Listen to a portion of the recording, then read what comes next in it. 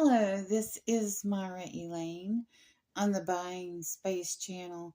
Today I'm reading from the book of Proverbs, and I've completed Proverbs 1 through 9. And sometimes I wonder if people wonder if I don't just sit here and read chapter after chapter after chapter, back to back. But I don't. I study in between usually. And the truth is, Proverbs 1 through 9 are kind of an introduction to Proverbs. And we get to Proverbs 10, it's like each individual verse is its own verse. They are grouped somewhat in themes, but they're not really. And that continues to the middle of chapter 22. And each single solitary verse almost could be its own lecture, sermon, study in itself. And their correlations between these verses in Proverbs and other things in the Bible, other concepts, and other precepts. But we have to understand that Solomon, especially in this chapter 10, he'll make a statement and then he'll put a but. So it's like a compare and contrast situation. And some verses, he makes a statement and then he says, and then he repeats what he said in the first statement. So he's re-emphasizing.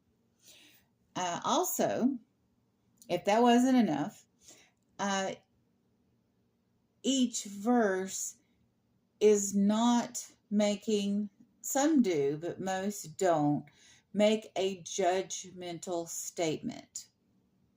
In other words, I can go out on the road and sit and watch traffic and make commentary on how the cars are behaving on that road. But I may not add additional information about, well, that's illegal, that's not illegal, that's right, that's wrong, that was rude. I would just be sitting there watching the cars and reporting, observationally reporting what the traffic was doing without making judgments, without quoting laws, without being, the road ragey person who is upset of how people are driving, just sitting there describing. And Solomon does a lot of that. This is just what he's observed, and he doesn't go into the morality of it. Not everything in the Bible is morality related. Some of it is observational. A lot of people get upset about the domestic relationships between men and women in the Bible. And with cultural context, those were what was happening at the time in the culture. It's not saying whether it's good or it's bad, but Jacob had 2 wives. His 2 wives had concubines. He had children by all of them. And those are just facts. And that was perfectly acceptable in his day to do that practice. That's why Abraham's wife Sarah offered her handmaiden to Abraham to have a child when she couldn't bear a child. Maybe it was wrong of her not to have faith that God's promise would be fulfilled, but that's what they chose to do out of impatience and frustration. And it was socially acceptable at that time for men who had, wealth and leadership in the community. I don't know if it might have been acceptable for poor men. They just couldn't afford 2 women. Who knows? But anyway, that's another discussion. So I'm going to go ahead and start reading chapter 10. Now, in modern terms, each verse is like its own meme. or meme, um, and is powerful in itself and what it says. So I don't know how many verses I will read before I stop reading. I hadn't really planned that part. I just became aware that Proverbs 10 to the middle of 22 are like this. But let me start reading. A wise man brings joy to his father, but a foolish son brings grief to his mother. So here we have the but statement that's showing the cause and effect of people's behavior. Now, bringing sorrow to your mother is a bad thing, and we all know that, but Solomon doesn't expound upon that. If you've lived for a minute, you've seen this. You've experienced it in your own lives. If you've been that foolish child, or you've been that wise child who has, that's made their parents beam with pride, or when you've made mistakes that, you've caused your parents grief with those mistakes. And I'd also like to say this is true for your generation to your parents, and it also is true for your children. If you make wise decisions, it brings your children joy and prosperity. If you make foolish decisions, it causes your children to have sorrows. So it's pretty much, if you make good decisions in life, it will impact everyone around you, especially your parents, especially your children, maybe your siblings, maybe your cousins, maybe your whole community, depending upon how well or how expanded the influence of those wise decisions are. And also the same with foolish decisions. People make decisions in this day and age that affect our entire nation. And especially with social media, it can bring other people down if you're making foolish decisions. And if you're making wise, good decisions, people can cheer you on social media to national and international levels.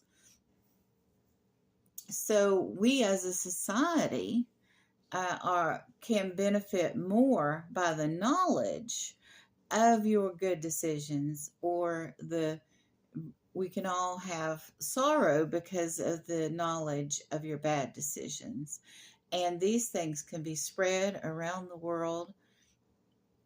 I mean, I don't know if it's been timed, but almost instantaneously, whether people are absorbing it and understanding it to the level of the actual situation or not is another thing. But being wise brings joy and abundance to those around you. So I think I'm going to stop there actually in chapter 10, verse 1. Now, I had talked about, and my plans are, once I'm done with Proverbs, for my Saturday morning, I'm going to do my Torah reading, because it's the Shabbat for the Jewish people, instead of doing my Torah reading on Sunday evening. So I'll have a Bible reading on Saturday morning with the Torah after I'm done with Proverbs.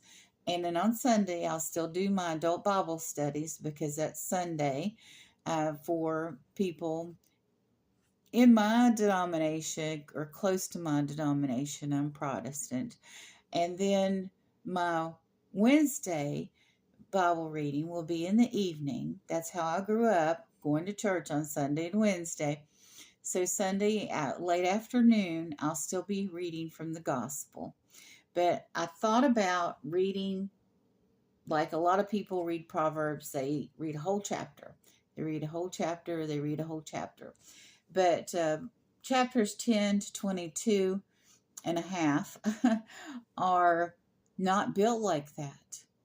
Each individual verse can be broken down into a discussion or study about life.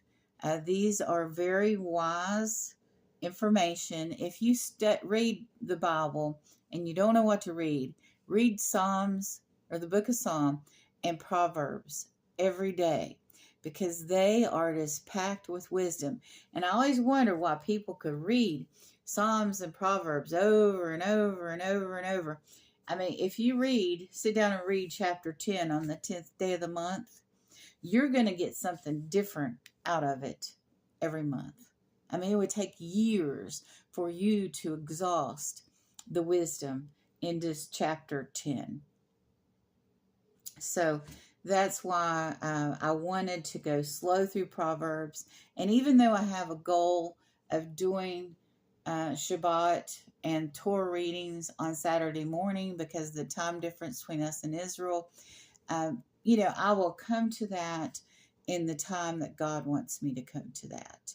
And I'm not going to speed up or slow down the study of Proverbs for that. Another reason people read Proverbs a chapter a day is because Proverbs conveniently has, and this was not planned, because the Jewish calendar does not have 31 days in it. The months don't have 31 days in them ever.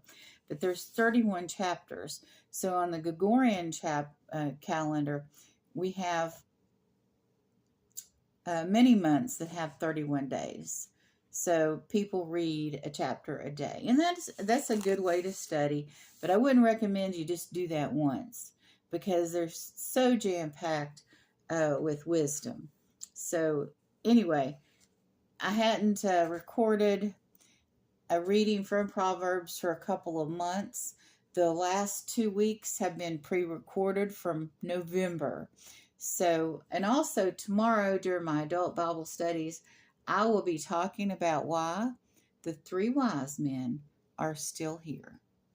You all have a wonderful and blessed day.